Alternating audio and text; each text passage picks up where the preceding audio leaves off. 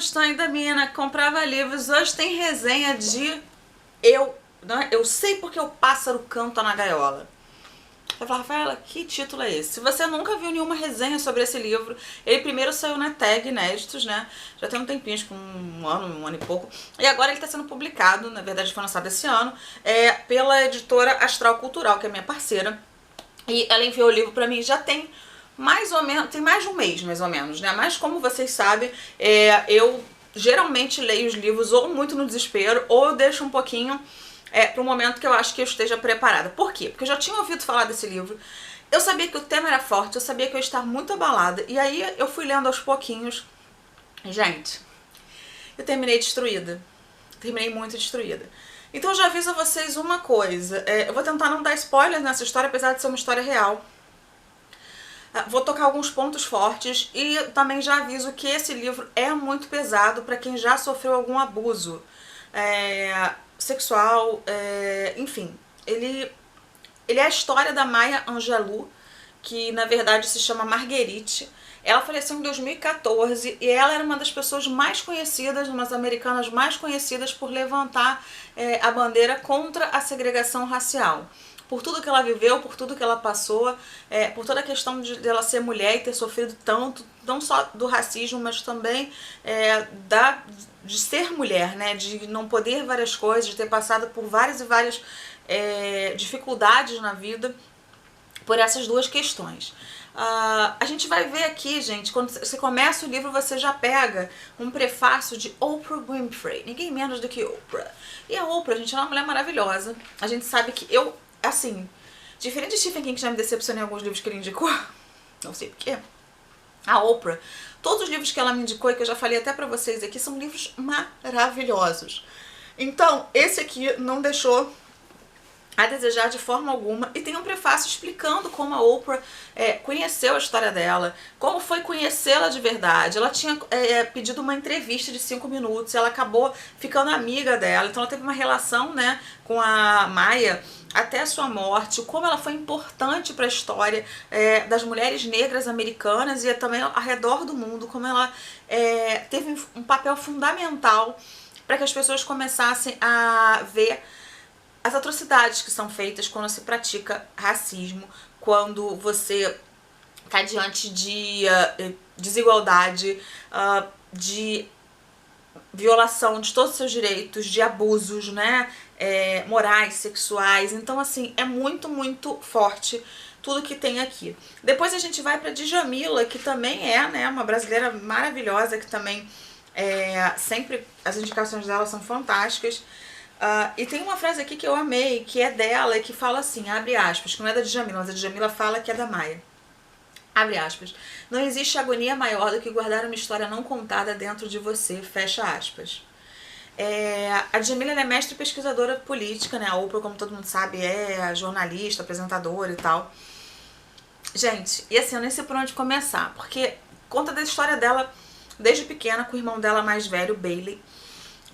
Eles não têm uma estrutura familiar, porque os pais estão se separando e aí ela vai morar um tempo em outra cidade, tudo no sul, né, dos Estados Unidos, onde a segregação era ainda maior, né? A gente sabe que o sul americano ficou muito marcado por isso. Então ela vai morar com a avó e com o tio. E ela conta de um jeito assim, que é um adulto recordando a infância e tudo que ela passou. O primeiro capítulo já mostra como fizeram bullying com ela dentro da igreja que ela frequentava, o como as pessoas eram muito focadas na religião, que tudo que era pecado e tal, mas não tinha um leque assim de uma visão geral de como aquelas crianças estavam sendo afetadas por tudo que elas viviam e pelos abusos que elas sofriam. Eu já vou entrar logo no que mais me chocou dessa história inteira. É o estupro dela, que começa com abuso. É o padrasto dela, o Freeman, que vai fazer isso com ela. E ela tinha apenas 8 anos. Então, assim, eu chorei muito. Não sei se eu vou chorar agora falando, mas eu vou segurar. Eu chorei demais, porque, gente, se você pegar uma criança de 8 anos, e principalmente uma criança, né, de muitos anos atrás, porque de hoje em dia ainda tem mais acesso às coisas e tal. E você vê ela relatando que ela primeiro achou que era um carinho, que ele estava abraçando, que ela até sentiu falta depois, quando ela não foi às vias de fato. Eu sei que estupro pela lei é estupro desde que seja o abuso. mas não havendo penetração, é isso que eu tô dizendo, no início.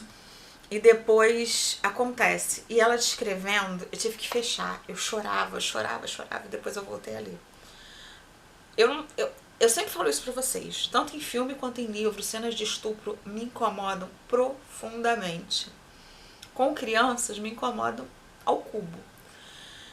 Então, a gente se coloca no lugar dela, a gente sente a dor dela pelas palavras dela, e a pessoa nunca mais volta a ser a mesma depois disso. Então, tudo que ela passou pelo estupro, tudo que ela passou por ser negra, onde falavam que a cor dela era cor de cocô, enfim, foram tantas coisas, tantas dificuldades, tantas barreiras na vida dela, que ela poderia ter se tornado uma pessoa amarga, que tem raiva do mundo, e ela não se tornou. Ela se tornou uma pessoa que viu que o papel dela era, através da sua história, dar força a outras mulheres que passassem por coisas parecidas com a dela. E para que essas pessoas vissem que tem uma luz sim, no final do túnel, por mais difícil que esteja sendo enxergar naquele momento que a pessoa está vivendo aquilo, ou que viveu, ou que enfim. É um livro muito, muito, muito bonito, ao mesmo tempo pesado, incômodo e, como eu sempre digo, necessário para a gente entender e ter a visão do outro. Eu não tenho lugar de fala em racismo, porque eu sou branca. Quer dizer, eu sei que passando a fronteira para os Estados Unidos eu sou uma latina e também sofro, né, xenofobia, mas aqui no Brasil eu nunca sofri nada disso. Mas por ser mulher a gente sofre várias coisas, a gente sabe disso. E de repente a linguagem que ela coloca aqui dentro é uma linguagem não de raiva do mundo, né? Como eu disse, é uma linguagem de esperança de que vai ter um mundo melhor quando essa gaiola for aberta. E você vai estranhar o nome, né? Quando eu sei porque o pássaro canta na gaiola. Pra mim é um título de esperança. É um título de que ali dentro, se ele se calar, ele vai ficar preso sempre. Ele nunca vai ter aquela porta da gaiola aberta pra voar. Eu tinha um tio, que já faleceu há muitos anos, eu era criança, que ele dizia que tinha um horror de pássaros em gaiolas. Ele dizia que nenhum animal devia ficar preso em gaiola e que era uma atrocidade você deixar, uma maldade você deixar um pássaro sem voar, que ele merecia voar. Eu sempre lembrei disso e eu nunca tive pássaro. Eu tive um periquito quando eu era muito pequena e depois eu não quis mais ter pássaros, nunca na minha vida. E sempre fiquei olhando meio de rabo de olho pra quem tem pássaro em gaiola. Enfim, se eu falar mais eu vou acabar dando spoiler. Eu acho que é uma história que todo mundo devia ler. É um livro maravilhoso. Aqui tem um pouquinho, né, da história dela. Maya Angelou foi criada em Stamps, Arkansas, além das autobiografias que se tornaram best-seller, que inclui Eu Sei Porque o Pássaro Canta na Gaiola e The Heart of a Woman. Ela escreveu vários livros de poesia, dentre eles Phenomenal Woman and Still Arise on the Pulse of Morning and Mother. Maya Angelou faleceu em 2014. Eu quero ler muito mais dela. Eu quero saber muito mais dela. A pena que ela tenha nos deixado. Mas ela deixou o legado dela aqui, ó.